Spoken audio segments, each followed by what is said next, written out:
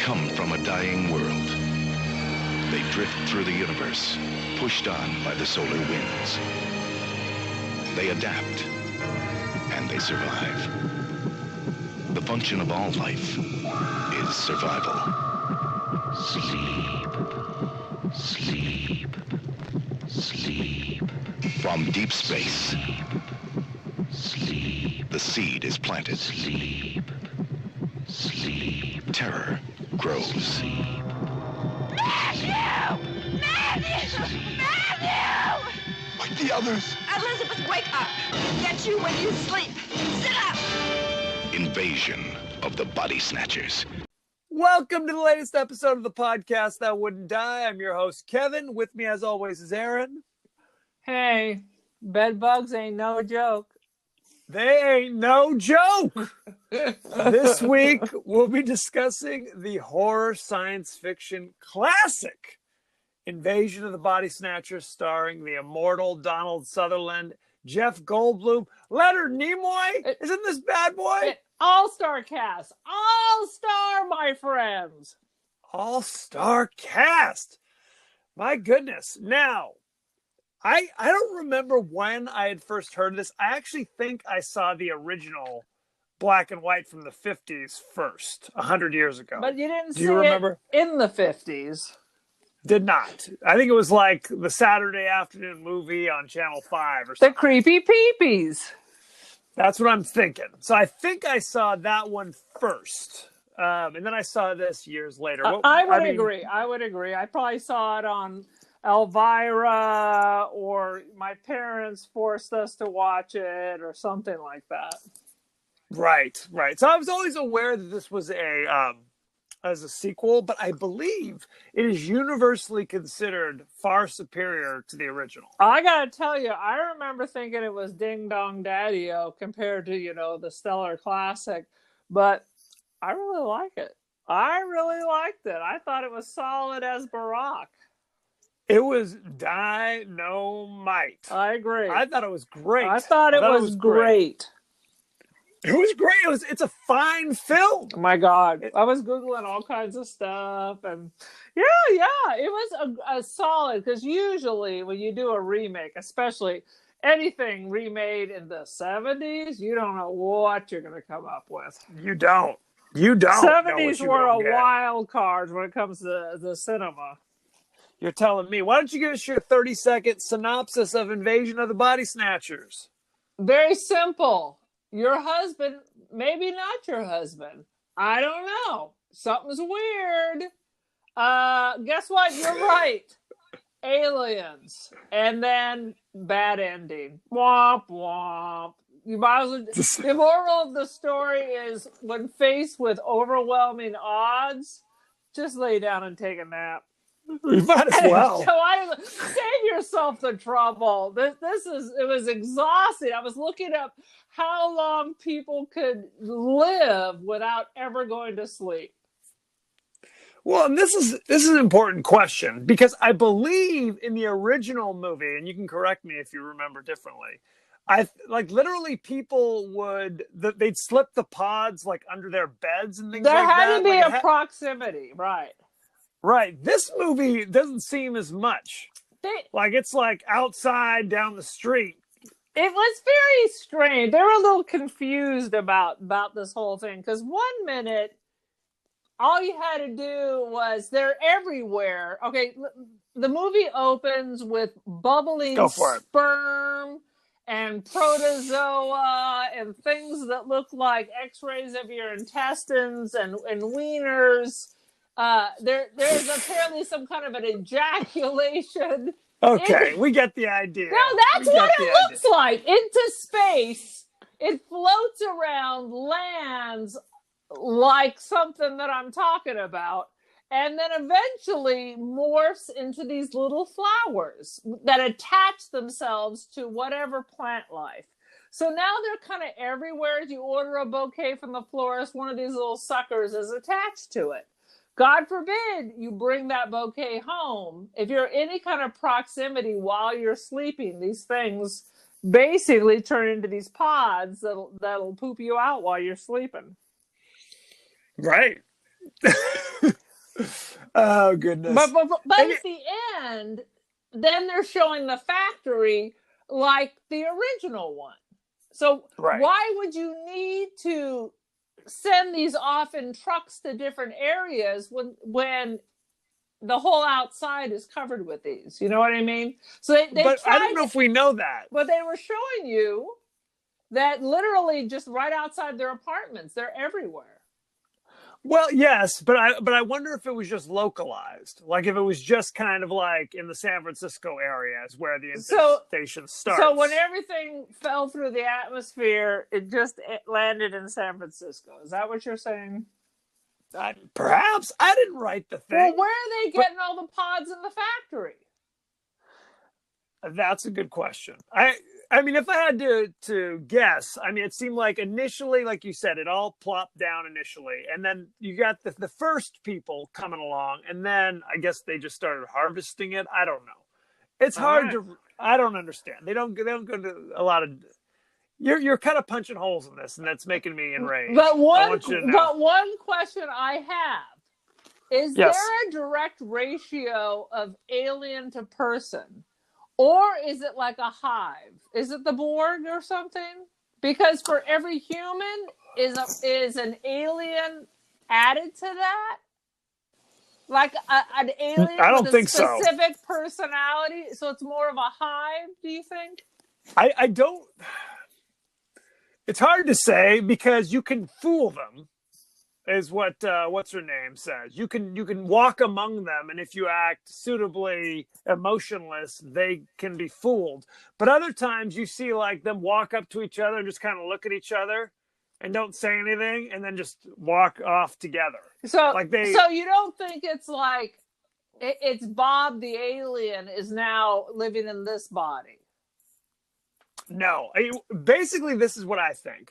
The old body, they take some of your knowledge, obviously, somewhat, but they don't take any of your personality. No, these people are boring as hell. They're dead inside because they said there's no joy, but there's also no sadness. Right. Well, because if they could tap into that, then they could fool people. Right. You know what I mean? The fact that like mass hysteria is breaking out over town, people are convinced that the people they've been married to for 50 years are no longer their husbands or wives. Right. That's got to be pretty severe. You know what I mean? It's not just a bad day. It's like this guy. And she sniffs it out. I swear. What's her name? I got to look at the character. Elizabeth, I swear 5 minutes after being around him is like, that's not my guy. Well, of course it's not her guy. Her guy is Sloposaurus. And all he cares about is sex and sports. And she wakes up, he's wearing a full suit and is cleaning up after himself. Red flag! Red flag!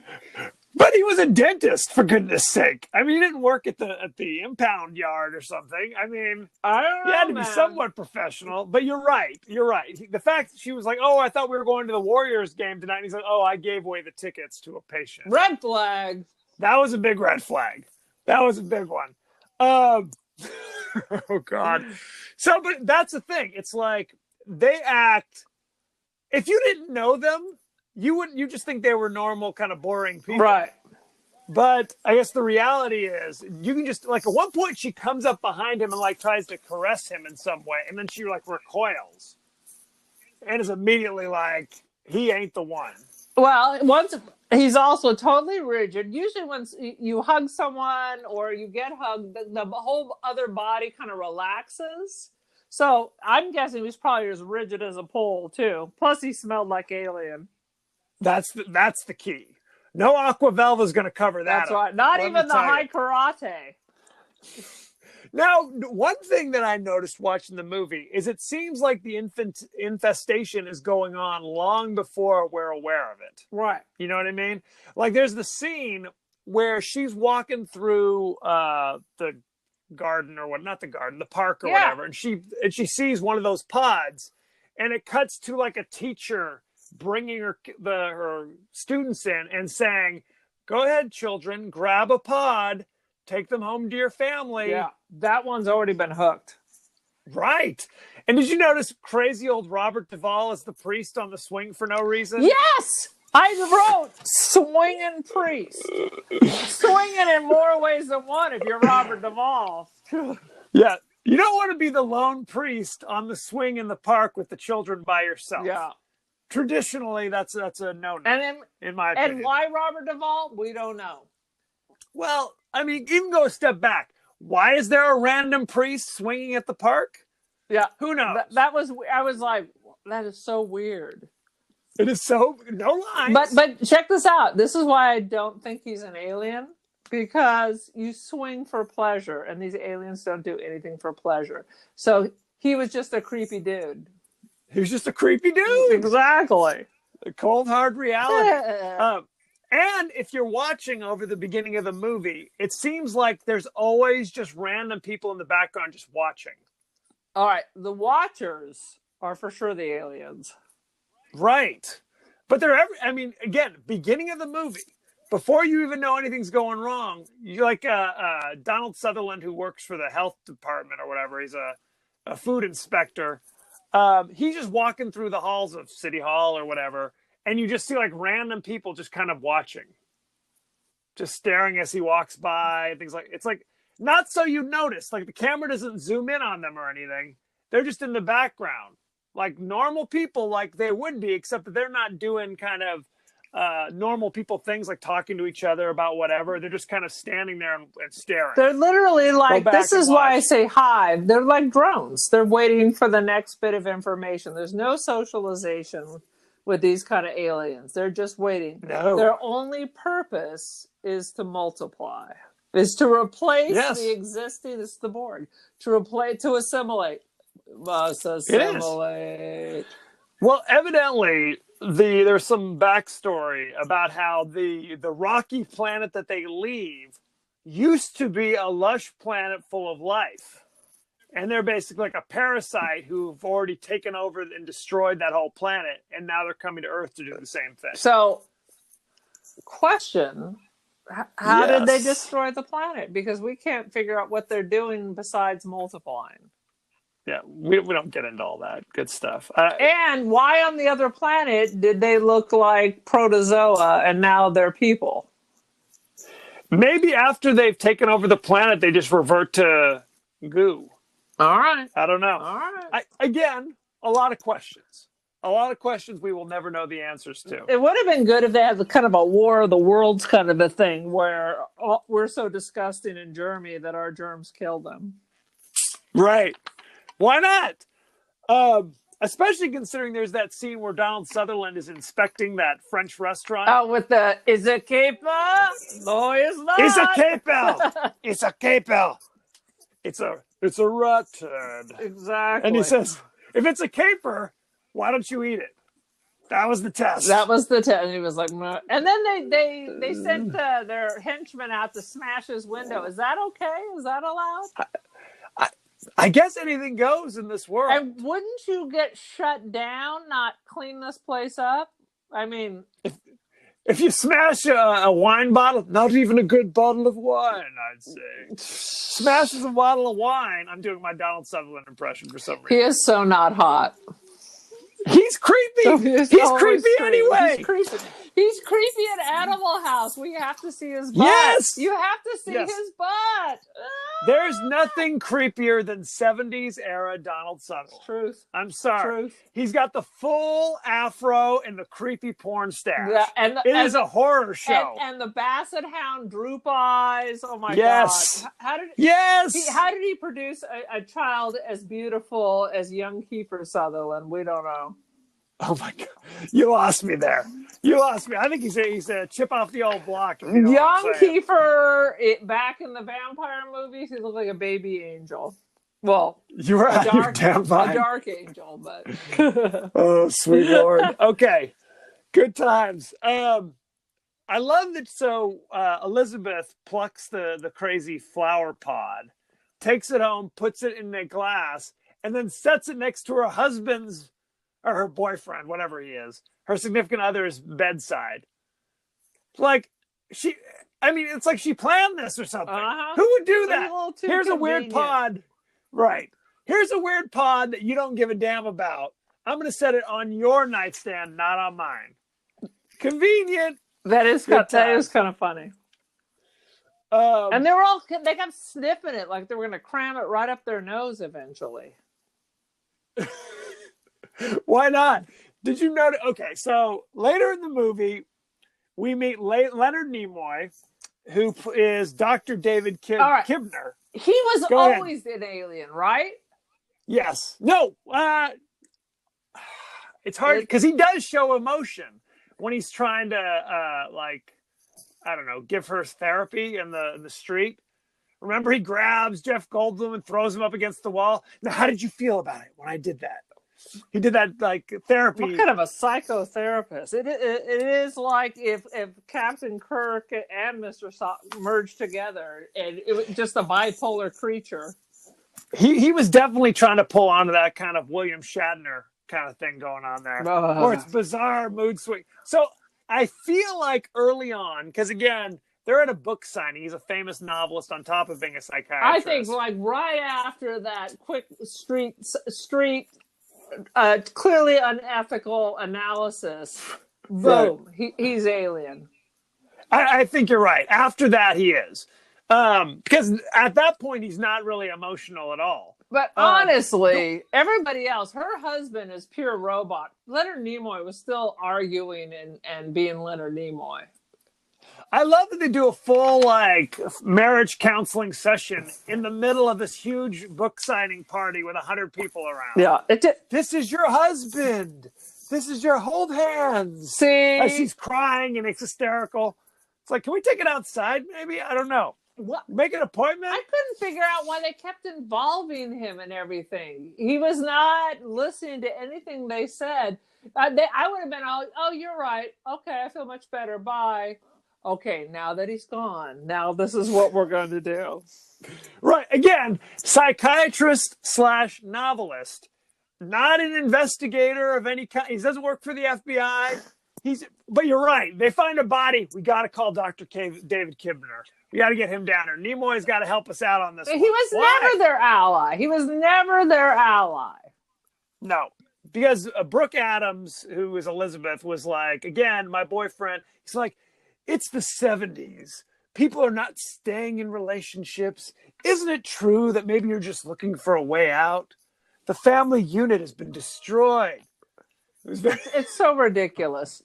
You're a total stranger. I know nothing about you, but let me tell you about what you're thinking and feeling. Right. Again, he was the one doing the talking. Is that how it usually works? It's like, why don't you sit in silence while I tell you why you're so jacked up? It's unethical. It's dinger-dongery. It is absolutely dinger-dongery. I think anyone would agree with that. And of course, we meet crispy old Jeff Goldblum. Young Jeff Goldblum, I was going to say, not crispy old. He has become an icon. Oh, no question. Who would have thought the murdery dude from Death Wish would become the Jeff Goldblum we know now? This is not that long after Death Wish either. Exactly. This is maybe a couple years later. He's so disturbing. Most people wouldn't have been able to make that jump. So all I can figure is everyone loves him. That's all I can think of. Everyone in Hollywood loves him. Why else? Goldblum is always so bizarre. Even in his line delivery, it's just like, just say the line the way it's supposed to be read. Don't do your crazy Jeff Goldblum flair on it, for God's sake. That's his magic, man. That is his magic. No one tells Kevin Costner not to be Kevin Costner. They should. They should is right. They should also tell him to take a couple acting lessons while we're at it. Good Lord. One of my greatest disappointments was when I was in London, I missed the giant Jeff Goldblum statue at the Tower Bridge. Yes. Just by days, I should have run over there. What a summer. Yep. It was Donald Trump balloon and Jeff Goldblum statues. You can't beat it. You cannot beat it. And Jeff Goldblum and his wife, Nancy, played by Veronica Cartwright, run some kind of crazy spa where you sit in volcanic mud. Well, first when I said they're going to a San Francisco bathhouse. Right. That's a different connotation. I was like, what? this movie's taking a whole different level because that was the gay hookup place. Right. Well, that's the thing. There's a scene where she's like rubbing this big fat guy's belly and like patting him on the butt on the table. Do you remember this? Oh my God. It Like, was it was mesmerizing. it was like, what is this? What is happening? It was the worst. And I wrote down worst massage ever. She Worst. is kneading his belly like she's making a sourdough loaf, but it was A huge mesmerizing. distended gut. She's just rubbing. Look. I have had a few massages in my day. I have never had anybody rub my belly for 20 minutes. Maybe I'd like it. Maybe I'm in. I don't know. It's hard to say. Maybe he was constipated. It was a medical that she was working it through the tubes or something. I don't know. But yeah, I was like, God. And he gets out of the mud naked, and she holds the towels up. I mean, she's been through enough with that whole alien thing, so maybe she's seen it all. Now, does the next person get in the same pot of mud? Yes, they do, because I've been to, not that particular bathhouse, but I've been to these mud places. That just sounds nightmarish. I don't know what they do to clean it, but it's hot and it's bubbly, and I have sat in there. I think I went to one in Ojai, if I recall. God, it's giving me the heebie-jeebies just thinking about it. anyway, in the bathhouse, first of all, let me tell you, Good. It doesn't bubble. So whatever those bubbles were, you know, that's it. Don't ask. He was making his own jacuzzi. Let me just say that. Pretty much, it's a sad situation. In there, they find kind of a partially formed pod person. That's clearly like Jeff Goldblum. But again, Jeff Goldblum was nowhere near this guy. He was like in the steam room, 20 feet away or something. Correct. So how does this work? This makes no sense. I don't know if they whisper a name into the pod, because there wasn't even a pod. It was just a body. Just a body laying on the table. So somebody brought it in. I get. And then where did it go later in the movie? Exactly. These are all important questions we may never know the answer to. But they find the body and they promptly call the police? No. Donald Sutherland. Why? Because he works for the Department of Health? Because he's a restaurant food inspector? I don't know. It's hard to know. It was him or Jacques Pepin. That's exactly right. So they call him in and they're doing all sorts of experiments like touching. I'm not touching that damn thing. They're constantly touching it and lifting his hands up. He has no fingerprints. This is very strange. What's going on? And then he goes to try to find out about Brooke Adams, who went back to her husband. And of course, now she's about to be sucked into the pod creature. Desiccated and shrivelly.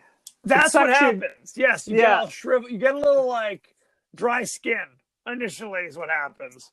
That's how you know it's a little eczema. So if tonight, right before bed, you get a little flaky, you best be looking around. Your husband set you up. It's true. But again, not right next to the pod. So it's like, because I kept thinking, hey, if I could just go into a room and lock the door, I could catch a couple Z's. Exactly. But it seems like that's not the case at all. Sometimes it is, because Jeff Goldblum got near his, and then like the mold grew on him. And then later on, the mold attaches itself to Donald Sutherland. Well, yeah, it's basically like, as long as somebody wakes you up in time, you're cool. But it only seems like you're only getting 15 minutes, maybe. Yeah, you're not getting a lot of time. So later on, I don't know how Alien Lady makes it to the end. These are all important questions. We don't know. Because I guess you have to be somewhere where no one knows you are, I guess. Mm. If like a pod person... And you can't be in nature because the little pods are all everywhere in San Francisco. Yes, basically. So if no one knows where you are and you're hiding in a room or a closet somewhere, maybe you're okay. Maybe. Because at that point, somebody has to bring a pod to you, I guess. Right? Maybe. We don't know what's going on. Oh, good Lord. So then, of course, they call Leonard Nimoy, to help out. He's wearing a crazy like glove. Did you notice that? He's got like a crazy yes, glove on his I hand. wrote that down. What is that? Is he archery or something? We're going to talk about that in behind the scenes, but it was the most bizarre little. It looks like an archery glove. Yes. And of course, he's like, okay, and the body disappears. Of course. Did you actually see the body? I'd be like, get the out of here, Leonard Nimoy. You are no help. Get out of here. Right. And immediately, I'm calling the mayor. I'm like, how about just the popo? Right. Can't do that. Things go from bad to worse at this point. Very quickly, it's like the four of them against the world, essentially. Like everybody has been changed. Starting with the trash men, apparently, because anything dryer related, Did you they're notice always that? magically always there. Yep. At the beginning, go ahead. Every time they disrupt the pod person, I don't know, it turns to lint, so it has to be taken out to the trash. That's not disrupting the pod person. Oh, is that just the dead people? Those are the remains of the people. So what happens to the disrupted pods? I don't know. They crumble up too. All we know is that at the beginning of the movie, when Homie is like sweeping up the broken whatever, what you think of the, and then you see him walk all the way downstairs holding that same like wastebasket, and you see the back of the trash compactor, the back of the garbage truck is just full of that gross lint stuff. Yeah, just full of it. This is like, again, what is this? 20 minutes into the movie, maybe 15 minutes. There's always a trash truck in the back. If you ever see a trash truck, you look in the back and you see it's full of that gross lint stuff. So where are the pods? I don't know the answer to this question. I don't know. They have to be 8 feet long. But they aren't that big initially. It's like, so Donald Sutherland falls asleep outside, not noticing 4 gigantic pods 2 feet from him. And this is on a rooftop little garden in San Francisco. So it's 8 feet at the biggest. Right. And nobody noticed like 3 6-foot giant pods that are humming and snapping and cracking all around you. I don't know if they're 6 foot. I mean, they may only be about 3 foot, but they should still. This is your garden, pal. This isn't somebody else's. You know if there are 3 or 4 giant pods that are sitting there staring at you. He's a county worker. That'd be like $4 million right now. He's very well. I always like that he always wears a crazy trench coat wherever he goes. First scene, it's like, okay, it's raining. I'll give you the benefit of the doubt. It's raining. The rest of the movie, it's not really raining, and yet he's Sam Spade or somebody. It's like, come on, bro. So then you see. Go ahead. Weather changes a lot in San Francisco. It does. Man. I understand. It's cool. And what was the relationship between Matthew and Elizabeth at the beginning of the movie? I guess it was kind of peculiar. Well, I think they were just like work husband and wife, and then later on, more like a real relationship. Right. I mean, because they were like together. Like he's calling her at home late at night. Hey, how you doing? With her like living. Now again, we don't know what their situation is. No, I think that was just her work husband. I don't think it was an affair. Do you know what I mean by work husband? Like I do. Yes. A member of the opposite sex that you have a connection with, but it's in a non-sexual. It's like just your work person. Yes, but traditionally it is confined to the workspace. Correct. It's not getting together after hours. But they were discussing work. I mean, he was calling her out in the middle of the night to get her to come in early to do this favor. I mean, I'm just saying Leonard Nimoy would not approve, is all I'm saying. He thinks that the family... I don't approve of Leonard Nimoy. This is true. Oh, God. So there's the scene where the pods start opening. And like a weird flower comes out, and then the greasy, like slimy head kind of squirts out. Greasy dwarf starts appearing, giving birth to themselves, and now all of a sudden the bodies are shrieking and screaming, where before they just kind of were still. Well, they weren't shrieking, but they were definitely like grunting. They were gurgling and burbling. It was creepy, and it would have woken you the F up. Yes. But what happens is if you fall asleep near them, you're kind of in a trance. is what you think. Because he was kind of like doing the crazy eye thing where it's like your eyes are closed. Yeah. And of course, Nancy, played by Veronica Cartwright, saves the day. Yet she's the unsung hero of the show, as far as She I'm is concerned. the star, man. She screams, Matthew!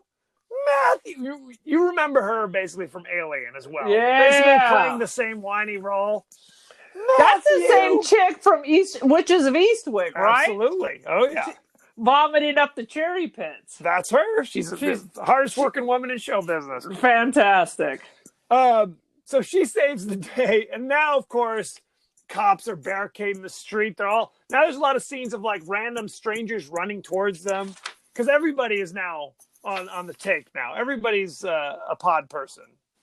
Yeah, everyone. It started as you should with all the city and government agencies. That's how you take over the whole Madilla.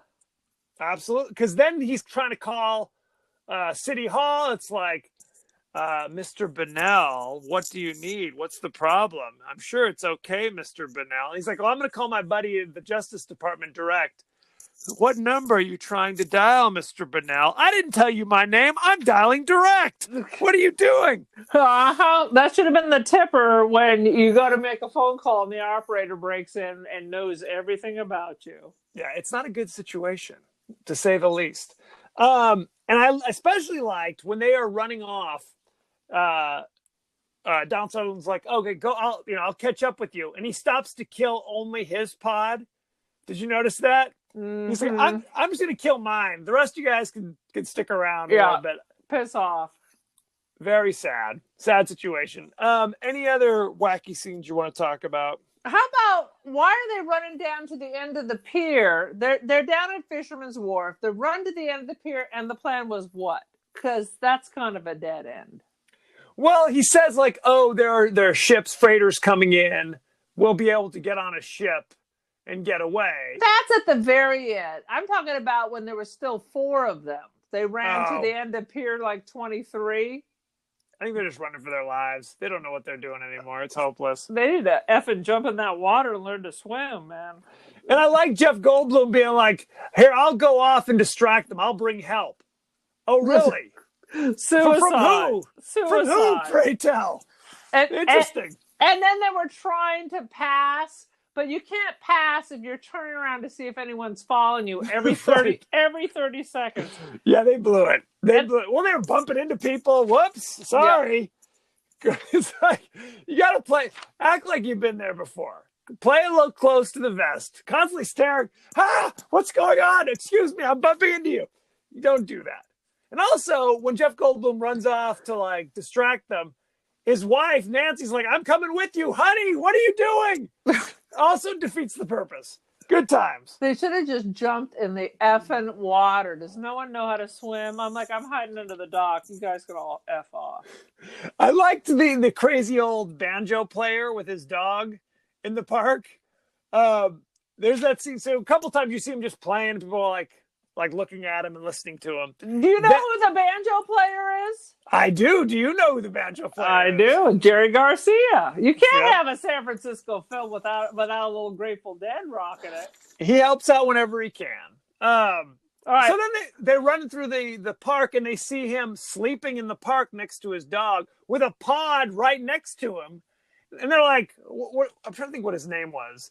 They're like, hey, Banjo, wake up. Oh, there's a pod right next to him. Then they just kind of kick the pod, but then don't really try to wake him up. It's like, maybe try a little harder to wake up poor Banjo before you just leave. Or kick the pod a little harder. All they did was cause a horrible mutation. Oh, my God. Thanks, Donald Sutherland. Thanks for nothing. You son of a whore.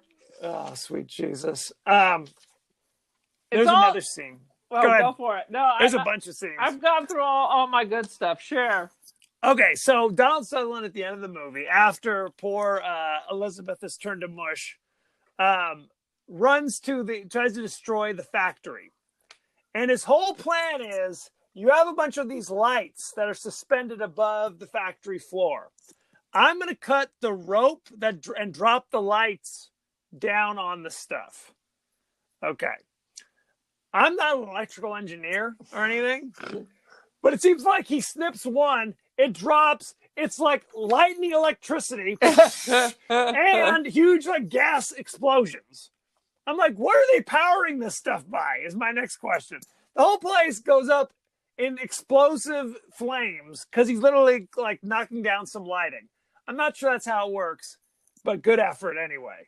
Good Lord. No, what they should have done, broken into the liquor store, got some good wine, hid somewhere, have a nice dinner, have some good wine, a little conversation, and then everybody goes to sleep and Just it's give up the ghost. all over. Look at this chaos and terror and freakouts when you could have just gone to sleep. How about the fact that they took some speed, but then Leonard Nimoy injects them with some kind of sedative that had no effect whatsoever. Right. I don't know if it was like meant to counteract it or who knows? Who knows what's going on? And why are they so nice? Why don't the aliens just blow their brains out? David, you're killing me, David. David why are you says, killing me? I don't. Why you do this to me? David? Why you dare me? It's true. Well, they go. They said something like, I hate you. Oh, she says that. Brooke Adams says, I hate you, Jack. And then Leonard Nimoy's like, we don't hate you. There is no hate or love. We're totally ambivalent. Yeah. We don't care. You are nothing to us, and nothing you can say could offend me. Don't gizza. Don't gizza. Don't gizza. Don't gizza. Now, is there a scene that I missed where they go like, you know what? Let's just get in a car and leave town. Interesting. Well, it's San Francisco. Maybe they don't have cars. Could be. They do take a taxi at one point. Yeah, that didn't work out so well for them. It didn't work out so well. They're like, hey, where are you guys going?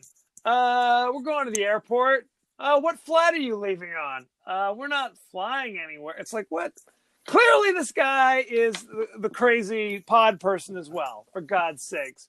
The problem with this situation is it's not like there's been a disaster and a bunch of people are dead. No. So San Francisco is just as crowded as ever, but it's populated with aliens now. So it's not like you can just break into a house and hide out, Right. Because people still live in their homes, I guess, right? Yeah.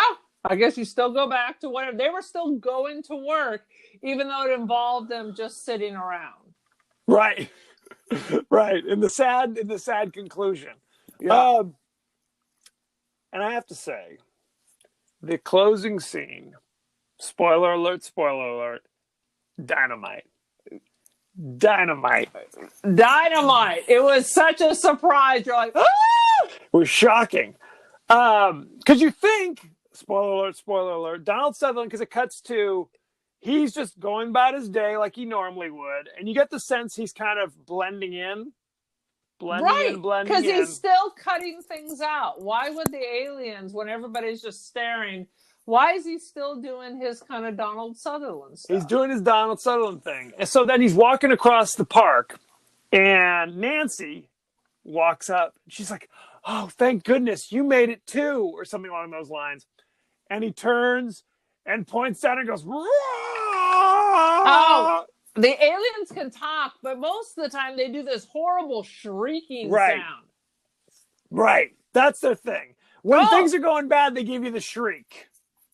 Yeah. We're skipping the best part. Go for it. At one point, they're all busted because Jerry Garcia has morphed with his pit bull and runs up to them with a Jerry Garcia head on a pit bull body, and she screams, and then the Jerry Garcia pit bull just goes, ah, and chases after. Oh, my And then God. everybody knows.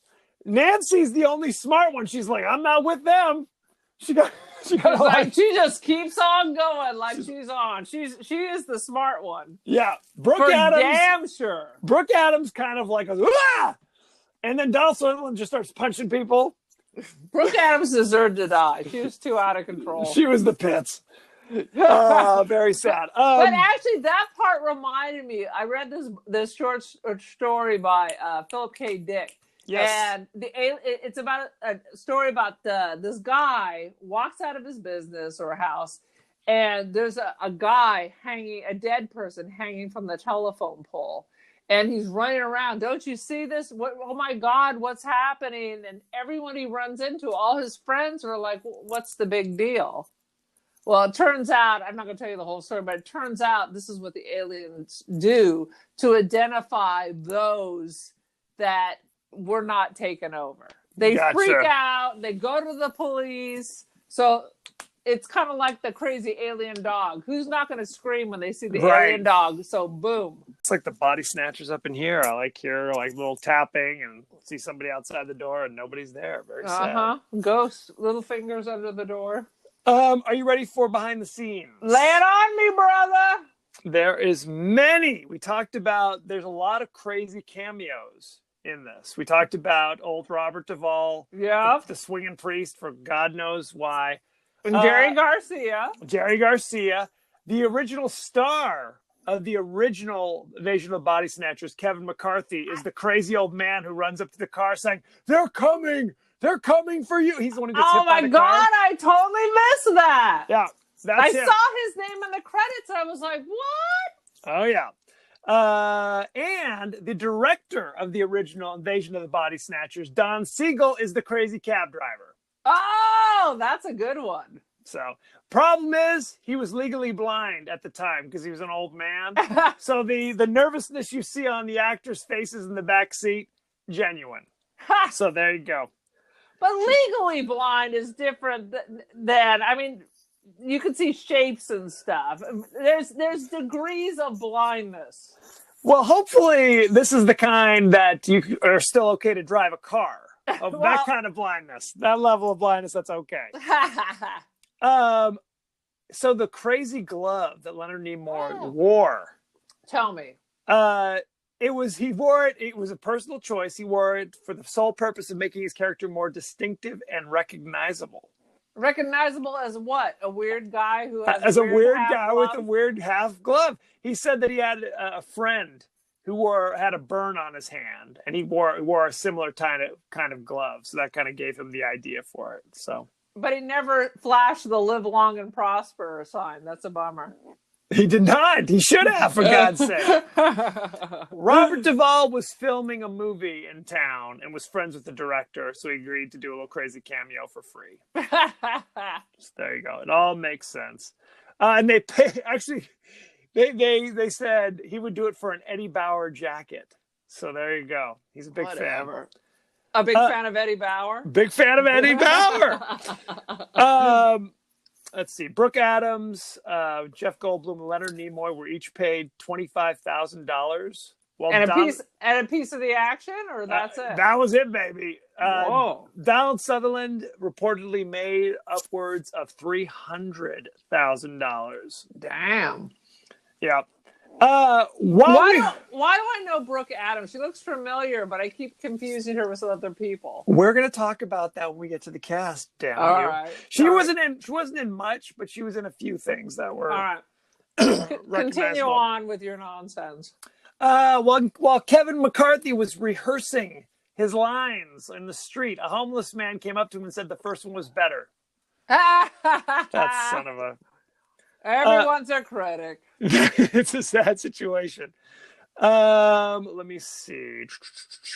After the movie's release, someone put pods like those in the movies all over the streets of Los Angeles. It caused a panic. Awesome. That's awesome. Yep. Yeah, not someone paid by the studio, I'm sure. Oh, I'm sure. Stephen King wrote about this movie. In Danse Macabre? In Danse Macabre. He says that there's the moment that he found repulsively horrible. That's how he described it. It's the scene where Donald Sutherland takes the hoe and bashes in his double's head. Yeah. So the sound of it made him wince. He said, this person's face breaks it with sickening ease like a rotted piece of fruit and lets out an explosion of the most realistic stage blood I've ever seen in a color film. When the moment came, I winced, I clapped a hand over my mouth and wondered how the hell this movie ever got its PG rating. Well, and because the blood from Jeff Goldblum's nose was as crappy as it was candy apple red. That is true. As you may know, this was originally a science fiction novel. Came out in the mid-50s. And at the end, it actually has a happy ending where the aliens are so, I don't know, if impressed or taken aback by the resistance they find that they just float up back into space and look for another planet. Not so much in the movies. Not so much in the movies. The first version of this with Kevin McCarthy was a thinly veiled allegory for communism, as you might imagine. Yes. And it literally ends with Kevin McCarthy's character turning to the camera. It could be anybody. It could happen to you too, or something along those lines. I'm often worried that my friends are becoming communists. That's what it is. It's a problem. When they start acting differently and strange, there's no time for love, Dr. Jones. Can we change it to like QAnon or Trump supporters? It could happen to you. Get off the YouTube. Well, that's the thing. This one was made in the 70s, so it's much more kind of the 70s thing where it's like fear of like the government. Yeah. Like the government is corrupt. The government is corrupt. The aliens have taken over the government. Right. Faux show. And this movie was remade 2 more times. What? Once in the 90s, just called The Body Snatchers, starring Gabrielle Anwar. Famous, if you remember her. She was in The Scent of the Woman and things like that. Whatever. And then it was made in, I believe, 2007, just called Invasion, starring Nicole Kidman and Daniel Craig. How did this just all get off the radar, huh? Did you see any of these? Saw them all, baby. Oh, saw them all! And of the 4? It's obviously this one. This is the best. This is the best. You got Goldblum. You got Nimoy. You got crispy old Donald Sutherland. It's an all-star cast. All I could say on it. I was wondering how it would be because big city versus the other one was in a small little town where everybody knew each other. Yep. But it all worked out fine. And I would like to go back to San Francisco. Is this coronavirus thing over yet? Corona. My Corona. No.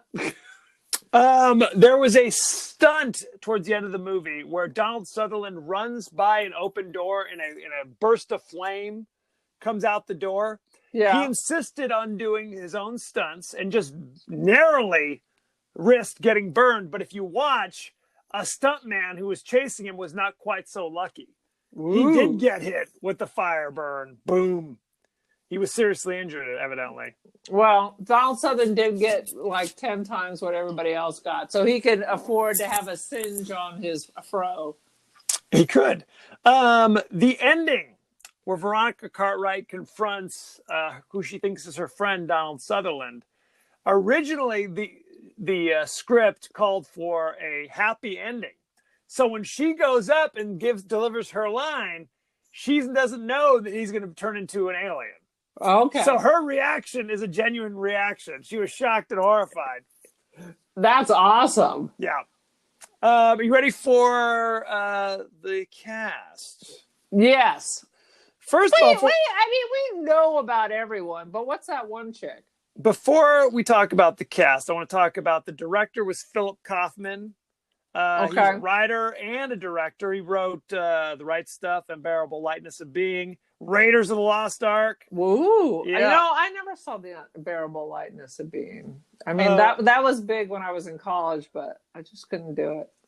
He also directed, he wrote the screenplay for Outlaw Josie Wales. Did he direct anything else? I don't know. A few other things. All right. Very successful writer. I'm trying to see if there's anything here. Director. Here we go. He directed Rising Sun. He directed The Unbearable Lightness of Being. He directed Right Stuff. Wait, Rising Sun, is that the Christian Bale? No, that's Empire of the Sun. Rising Sun was with Sean Connery and Wesley Snipes. You know it, don't you? Whatever. No, you don't. And the screenplay was written by a man named W.D. Richter, who you might know was also the original writer of Big Trouble in Little China. Oh, I love Big Trouble in Little China. And he directed Buckaroo Banzai. Boom. Jesus. hate It's an all-star. God, Okay. I hate Buckaroo Banzai. Um, That is the worst. You all know Donald Sutherland, most recently Hunger Games. He was in MASH, Pride and Prejudice. He was in a bunch of stuff. He was I'm in not gonna Pride go- and Prejudice. The one with Keira Knightley. He played like her old crispy father. Oh, you're right. All right. Brooke Adams, All right, lay it on me. The Dead Zone.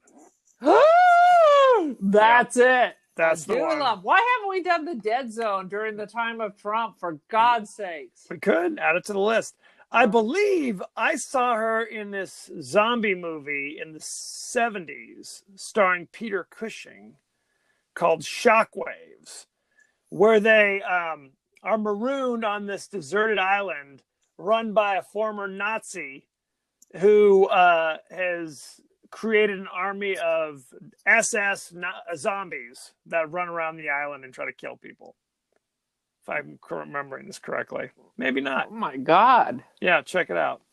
Let the good times roll. Maybe I'm mistaken, though, because I don't see it on here. This sounds like a fever dream of yours. It could be. Jeff Goldblum, obviously Jurassic Park, The Fly, The Grand Budapest Hotel, Independence Day, yada, yada. Yeah. Veronica Cartwright played Nancy. She was in Alien, Witches of Eastwick. She was in Scary Movie 2. Yeah. Look at that. All-star cast. She was also in the remake Invasion in 2007. Leonard Nimoy. You know who the hell Leonard Nimoy is. Do I need to tell anybody else in this movie? I don't think so. No, that's it. I think we good. What is your rating? First, let me tell you. Currently 93% fresh on Rotten Tomatoes. It is a true classic. What's your rating? What you got? 5 out of 5 ejaculating thoughts. Oh, God. Stop! No! Good Lord. I will also give it 5 out of 5. Oh, God. I can't even say anything. 5 out of 5 skin conditions that resemble dry skin or eczema or something. There you go. Good times had by all. So, thank you very much. Go to our page on Facebook at The Podcast That Wouldn't Die. Go to our page on Twitter at TPodcastTWDie. Email us at The Podcast That Wouldn't Die at Gmail. Have we received any mail ever? Just that scammer from Nigeria. We'll take it. Thank you, Nigeria. We are on Apple Podcasts, Google Podcasts, Spotify. So like, share, rate, subscribe. Let the good times roll. Aaron, you are on social media. The Cult of Aaron. Join the cult. So cult it up. So thank you very much and be well. Rock on. Vote for Biden.